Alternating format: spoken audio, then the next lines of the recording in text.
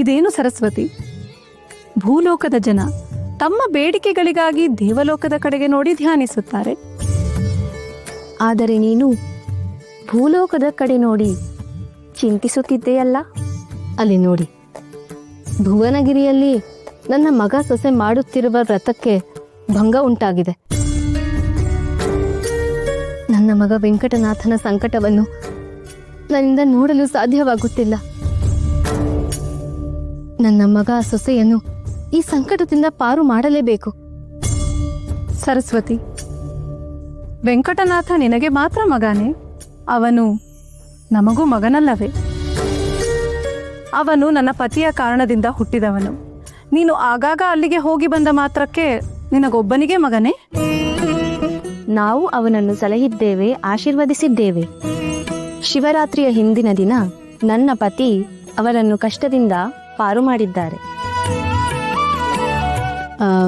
ನನಗೆ ಎಲ್ಲ ತಿಳಿದಿದೆ, ಕ್ಷಮಿಸಿ.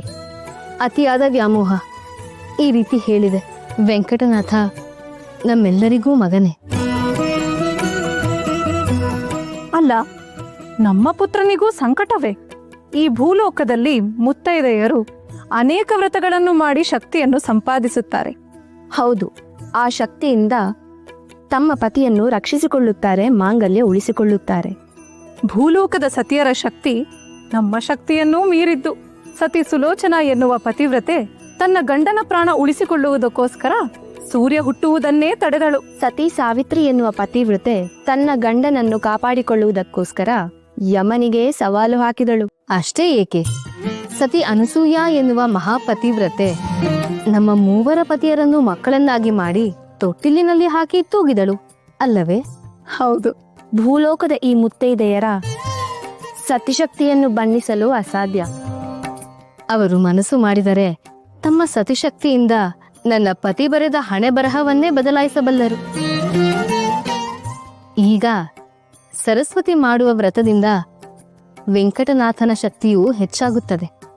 ಇದು ವೆಂಕಟನಾಥನ ಶಕ್ತಿಯನ್ನು ಕುಂದಿಸಲು ಮಾಯೆ ಹೂಡಿರುವ ತಂತ್ರವೇ ಇರಬೇಕು.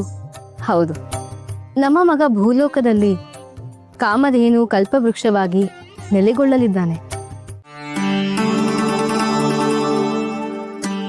ನನ್ನ ವ್ರತ ಪೂರ್ಣ ಆಗಲ್ಲ. ಇವ್ರಿಗೆ ನನ್ನಿಂದ ಶ್ರೇಯಸ್ ಆಗಲ್ಲ. ಯಾರು ಹೇಳಿದ್ದು ಶ್ರೇಯಸ್ ಆಗಲ್ಲ ಅಂತ?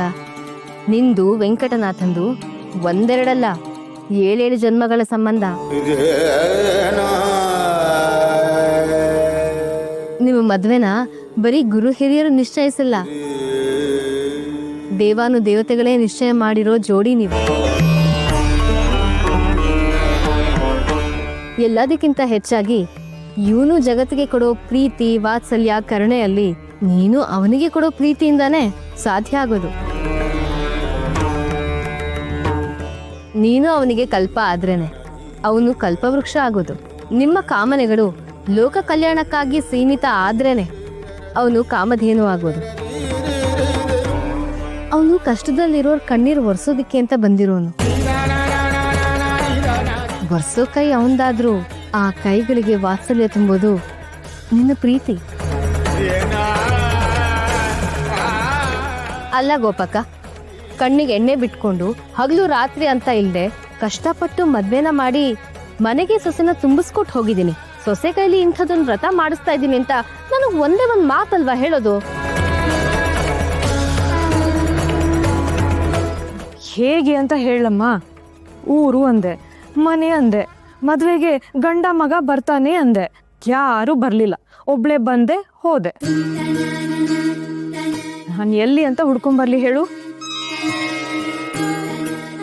ನಿನಗ್ ಗೊತ್ತಿಲ್ಲ ಅಂದ್ರೆ ಮಗನ್ಗೂ ಗೊತ್ತಿರ್ಲಿಲ್ವೇ?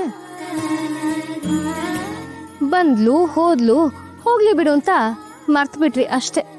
ಹಾಗೇನಿಲ್ಲ ಅಮ್ಮ. ಅಂದ್ಹಾಗೆ ಇವರಿಬ್ರು ನನ್ನ ಪ್ರಾಣದ ಗೆಳತಿಯರು. ಇವಳು ಶ್ರೀದೇವಿ, ಅವಳು ಉಮಾ.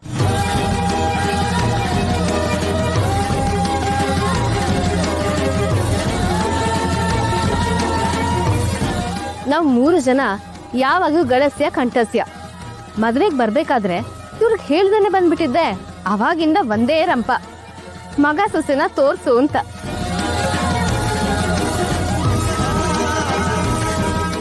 ಇವಳು ನನ್ನ ಸೊಸೆ ಸರಸ್ವತಿ, ಮಗ ವೆಂಕಟನಾಥ.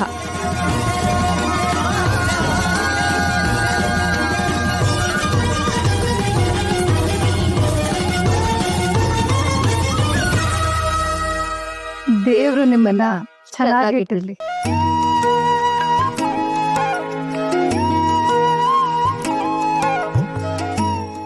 ಅಲ್ಲಪ್ಪ ವೆಂಕಟನಾಥ,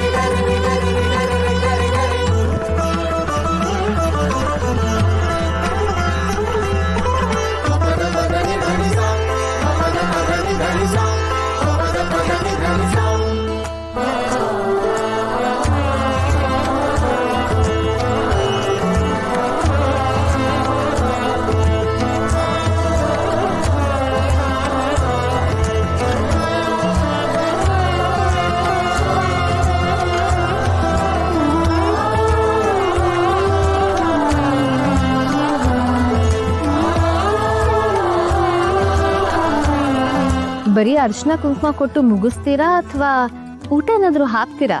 ಎಲ್ಲಾದ್ರೂ ಉಂಟೆ. ಹಬ್ಬದ ಅಡಿಗೆ ಮಾಡಿದೀವಿ, ನೀವು ಊಟ ಮಾಡ್ಕೊಂಡೇ ಹೋಗಿ.